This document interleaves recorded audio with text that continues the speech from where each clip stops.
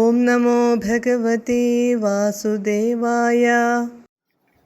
ക്ഷിപ്തം ജലേ ത്വാം ചകിതം വിലോക്യ നിന്യേംബുപാത്രേണ മുനിസ്വഗേഹം സ്വൽപൈരഹോഭിഃ കലശീം ച കൂപം വാപീം സരശ്ചാനശിഷേ വിഭോ ത്വം.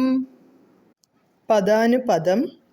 മുനിഹി, ആ മുനി, ധ്യാനത്തിൽ മുഴുകിയിരുന്ന സത്യവ്രതൻ, ജലേ, ജലത്തിൽ, നദിയിൽ, ക്ഷിപ്തം, ഇട്ടപ്പോൾ, കൈക്കുടന്നയിൽ കടന്ന മത്സ്യക്കുഞ്ഞിനെ നദിയിലേക്കു തന്നെ ഇട്ടപ്പോൾ, ചകിതം, ഭയപ്പെട്ട, ത്വാം, അങ്ങയെ, മത്സ്യത്തെ, വിലോക്യ, കണ്ടിട്ട്, ത്വാം, അംബുപാത്രേണ, അങ്ങയെ കമണ്ഡലുവിലാക്കി, മുനിമാർ കൊണ്ടുനടക്കുന്ന ജലപാത്രം, സ്വഗേഹം, സ്വന്തം വീട്ടിലേക്ക്, രാജധാനിയിലേക്ക്, നിന്നെ, കൊണ്ടുപോയി, വിഭോ, അല്ലയോ സർവനാഥ, ത്വം, അങ്ങുന്ന്, സ്വൽപൈ അഹോഭിഃ, കുറച്ചുനാൾ, കലശിം, കുടം, കൂപം, കിണറ്, വാപീം, കുളം,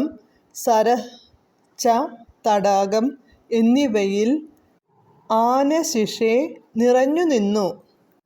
വിവർത്തനം. സത്യവ്രതൻ തൻ്റെ കൈക്കുടന്നയിൽ കടന്നുകൂടിയ മീൻകുഞ്ഞിനെ നദിയിലേക്കു തന്നെ ഇട്ടു. എന്നാൽ ഭയപ്പെട്ട സ്ഥിതിയിലായിരിക്കുന്ന അതിനെ അദ്ദേഹം കോരിയെടുത്തു ജലപാത്രത്തിലാക്കി.